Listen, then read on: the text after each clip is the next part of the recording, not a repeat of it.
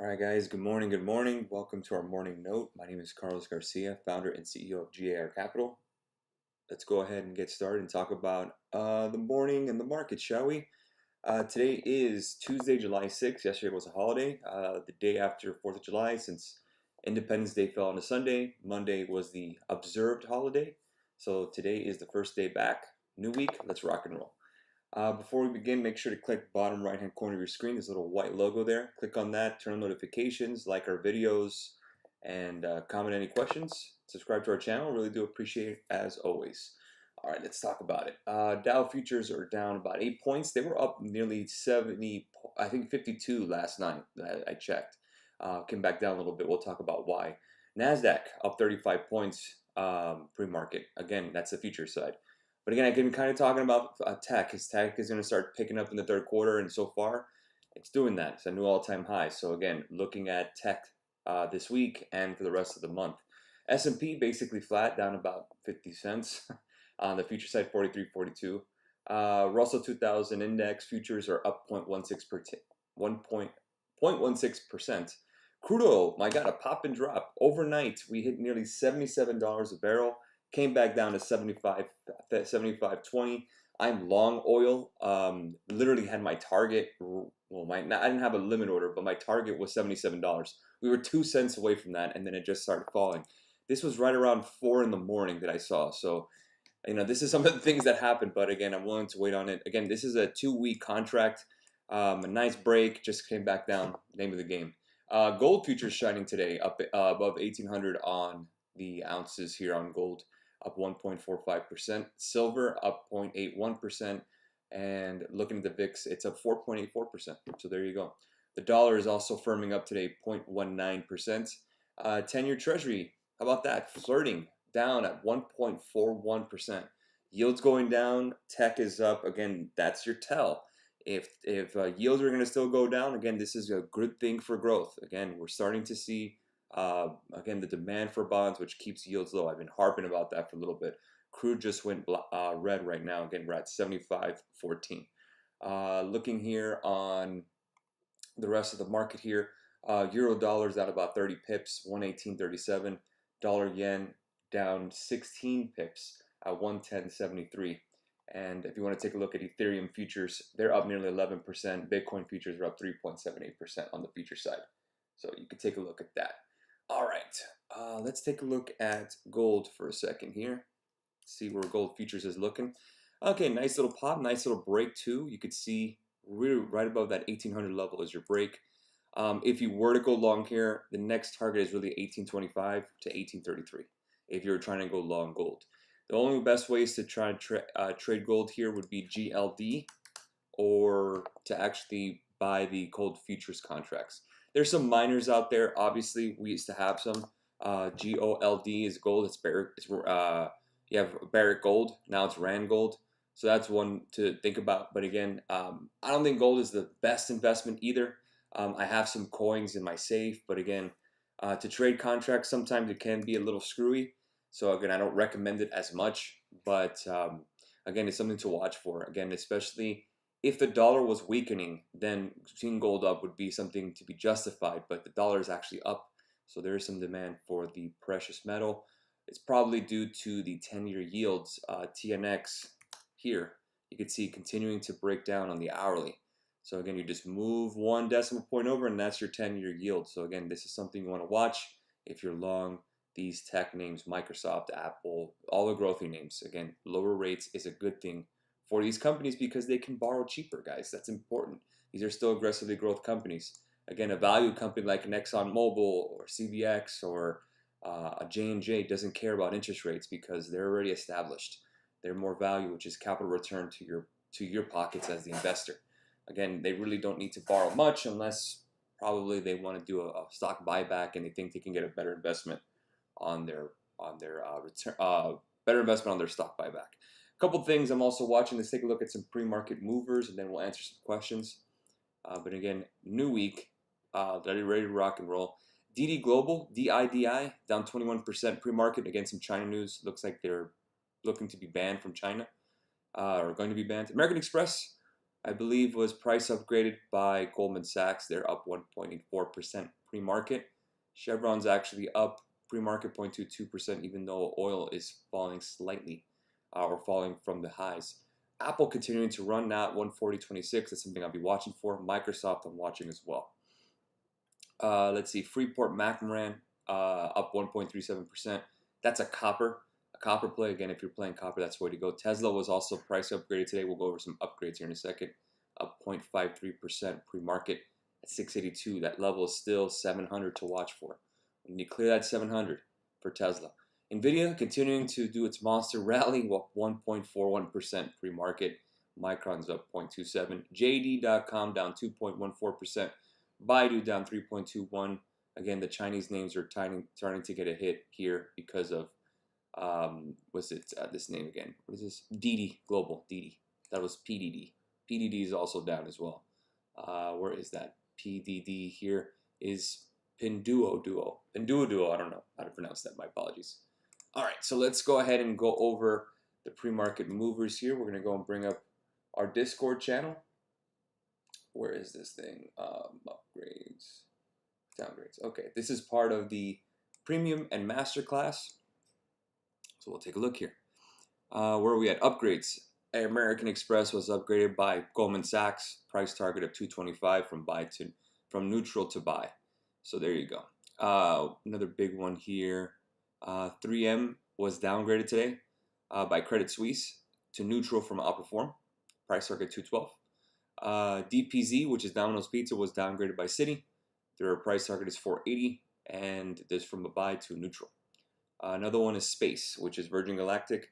They were downgraded by UBS today from a buy to neutral, price target of 45. Let's see if there's anything that stands out. MNDY, I don't really know what that is, MNDY, but again, you see a lot of initiated coverage. Could be a new company of some kind. Anything that stands out to us? Nike was initiated coverage by KGI Securities. I own shares in that. Their price target is 199, and price target changes. Apple raises JP Morgan price target. There you go, from 165 to 170. Remember, they have earnings coming up very soon in a couple weeks. We also have Alibaba. They were cut down by Morgan Stanley from 300 to 270. Nvidia was price upgraded by KeyBank, 775 to 950. Marvell was also price upgrade 60 to 65. AT&T was price cut from 24 to 23. T-Mobile was price raised 170 to 178 by MoffettNathanson. Tesla was also raised by JP Morgan from 155 to 160. Yeah, thanks JP Morgan for that one. Right? Of all things, there's your price target for Tesla. Boy, they're really pretty much not going to be wrong. I guess there's always going to be up. So there we go, guys. There's some price upgrades. Let's go answer some questions and rock and roll. Thoughts on Netflix? All right, so Netflix last week kind of screwed me. Again, I had a calls, and again, I was still waiting for this break of 535. Didn't get it. Finally did right on the first. Again, it was already going to be expired anyways. That it was a killer. But again, we still have this bull flag up there. And why am I looking at that bull flag? Because we're looking at this right here, this gap fill of 546. We have to break above 536. 540 if we get there, and then 546 gap should be filled. Again, it looks like it's going to be a slow grind to that gap, but I wouldn't test any more of my money to do that. Good morning, Gene. Thoughts on Plug? Again, Plug is an EV play. I have no problem with it. Again, I'd rather be in Blink. Again, nothing against Plug, but again, I'd rather be in Blink right here, still below the 200-day. But again, lower interest rates is going to help this company. So again, you're right on the 200-day on the hourly. I wouldn't do much here unless you want to invest in it or buy some more shares. But right now, nothing on the option side. MU took a hit off their earnings. They're bouncing back above the 200-day. Right now, it's one big range. Not much going on. We caught this last week for a trade. But again, you could see some pretty much sideways action and range bound since around April 19th. It's probably one of the worst trading ones out of the chips right now. Talk about price action-wise. Clove worth keeping. I had Clove and I sold it. So again, it really depends on what you want to do. We sold it for profit near the 20s. I don't know exactly what price we sold it at, but we actually got it. So again, you're coming back down to the 200-day moving average on the daily. Seems like it's just a pop and drop here. Pretty much range bound over here on Clove.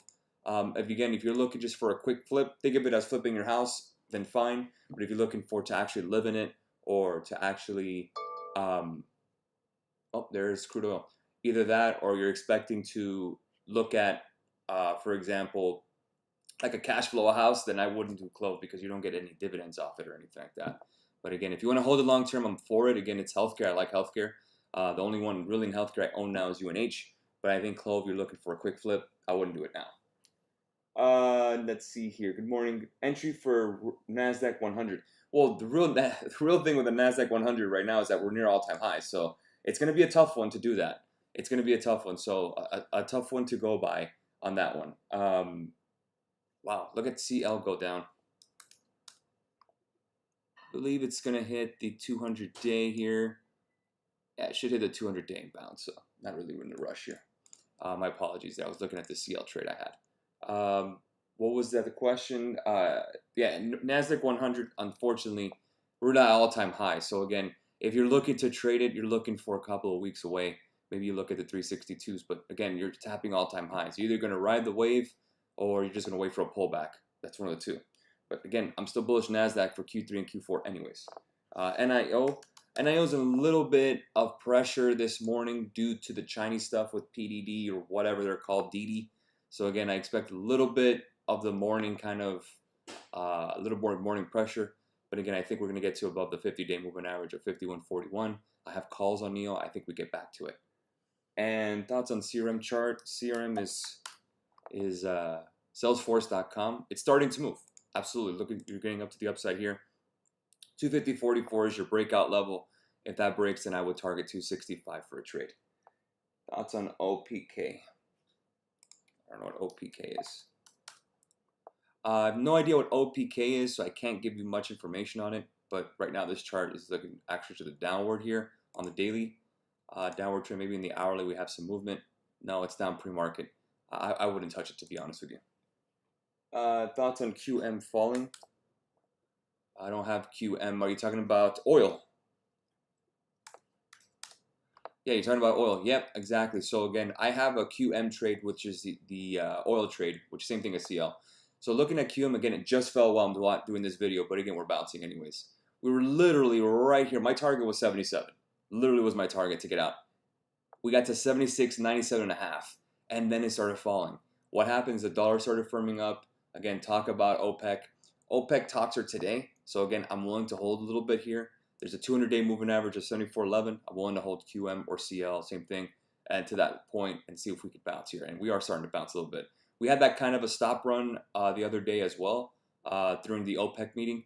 But again, we were right there, and we just didn't get it. And again, it was 4 a.m. So even if I sold, if I told you guys to sell, none of you guys would be awake. So leave it there.